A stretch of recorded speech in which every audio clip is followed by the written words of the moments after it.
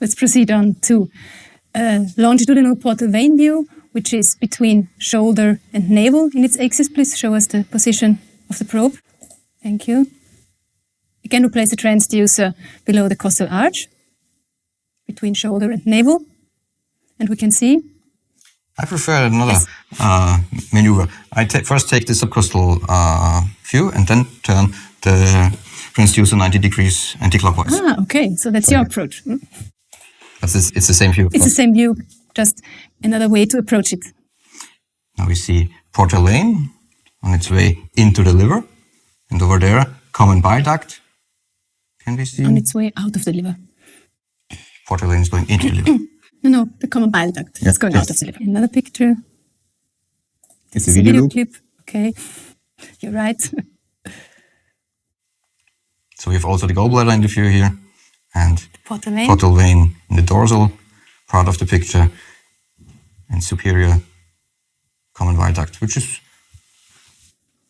It's not so easy to see in this picture. Yes. I would take some color Doppler to identify it, and we will show this to you in our intercostal view.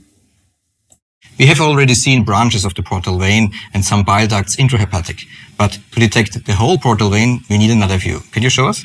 Yes, I'd like to. I place my transducer under the right costal arch, in a right angle to the ribs. Ask my patient to inhale.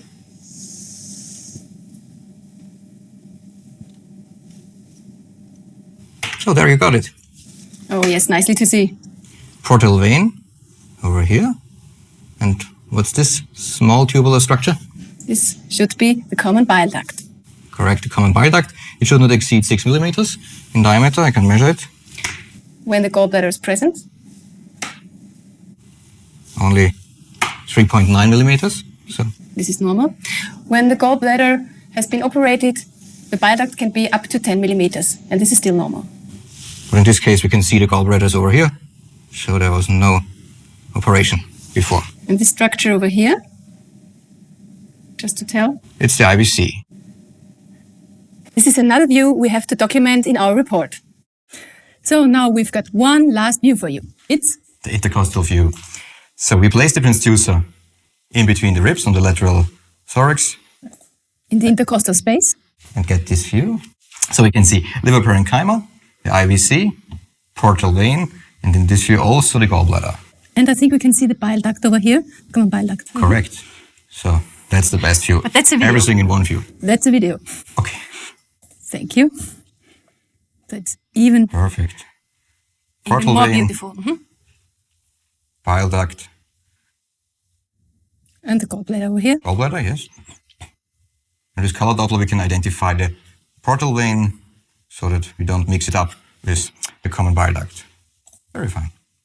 Just another picture where we can see the IVC in bluish over here and the portal vein from an intercostal view. There are some situations when we don't have good examination conditions, especially in case of emergency. And we are asked, are there gallstones, is there a biliary obstruction, and how does the liver tissue look like? So we have got another scan for this question. I can perform an intercostal scan. I place my transducer into the space between the ribs, in the intercostal space. And there I can get a view of the liver tissue itself. And I can also tilt my probe in this position. Perfect. You got the gallbladder over here. At least a glimpse of it. There's no stone in the gallbladder. I can tilt my transducer even more. And I can also change the intercostal space. And you see, when I go up one intercostal space, the gallbladder is even easier seen over here.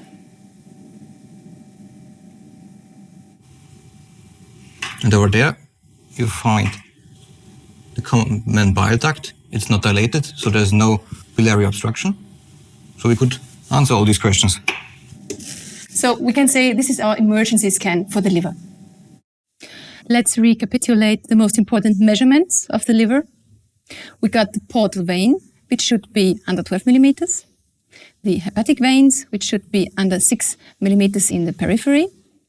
The common bile duct, which could be up to 6 millimeters when the gallbladder is still in situ, and up to 10 millimeters after cholecystectomy.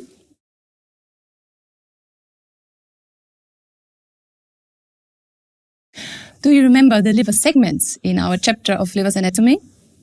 We want to take a look at them again, but this time in ultrasound pictures. Let's get started. Here we've got a lovely picture of the liver and the liver veins. The middle one, the right one, and the left one. This is a transverse plane, a subcostal view of the liver. We remember our main orientation guide for the liver segments are the hepatic veins. We can see the middle one. It divides the left lobe from the right lobe over here. And we can additionally see the right liver vein and the left liver vein over here. So now we can count the segments of the left liver lobe first. We got segment 2 and 3, segment 4A and B, and additionally segment 1, which is quite near the IVC. And the segments 2 and 3 are situated left of the left liver vein. So near to the heart over here. The heart over here. Segment 4, 4A and B, is situated between the middle and the left hepatic vein. And segment 1 is situated adjacent to the IVC. But we can't see it in this picture. Because it's more quarterly. The right liver lobe contains the liver segments 5, 6, 7, and 8. So we can see liver segment 6 and 7 in this part. And in between the middle and the right liver vein, we can find liver segment 5 and liver segment 8. We proceed with the longitudinal scan. So we start with the longitudinal epigastric view and have the left segments of the left liver lobe over here to the far left side. This is segment 2, which is cranial, and segment 3, which is more caudally. So let's get on to the next picture. And we see more cranial liver segment 4A and caudally, near to the caudal border of the liver, segment 4B in this region. And we get this picture when we move more to the right side of the patient. So let's take a sweep even more to the right side. And additional to segment 4A and 4B, we now can see segment 1 near the IVC in this region. Even better. It's a beautiful picture, yes, segment 1 and the IVC is an adjacent structure. So let's get even more to the right side. We'll take a sweep more to the right side of the patient. So now we are concerned with the right liver lobe, and cranial we find liver segment 8 and caudally liver segment 5 over here. So now let's get on even more to the right side, to the far right side of the patient, the two segments that form the right border of the liver. These are? Liver segment 6 and 7. 6 is caudally and near to the kidney, to the right kidney, and 7 is near to the diaphragm over here. So the right kidney is also a good orientation guide for finding the liver segments, because segment 6 is situated adjacent to the right kidney and segment 7 is cranial. Correct. Now for concluding the liver segments, let's view the transverse plane again. Now we're looking for the cranial segments. So we can see on the left side, the left liver lobe, segment 2, on the very near to the heart, on the left side. Segment 4, it's 4A in this region. Between the left and the middle liver vein. And on the right side, in the right liver lobe, we find liver segment 8 over here. And the mostly right segment on the right side is segment 7 in this area. So segment 7 is the most cranial segment, which is on the far right side of the patient. We sweep the transducer caudally and can identify the caudal liver segments. On the left liver lobe, we will find segment 3 and segment 4B in the left liver lobe. And also our segment 1 adjacent to the IVC. In this region. Fine. On the right side, there are liver segment 5 and 6. So our main orientation guides for the liver segments are the hepatic veins, the portal vein, and the right kidney.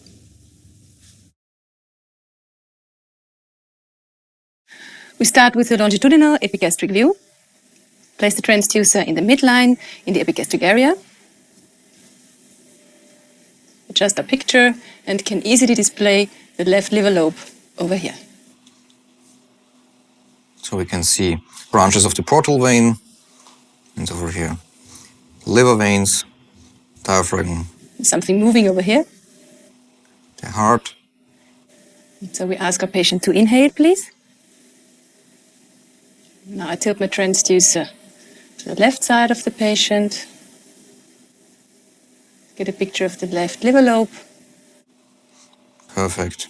And I perform this movement again, a little bit more caudally so that I can have the caudal rim in my view also.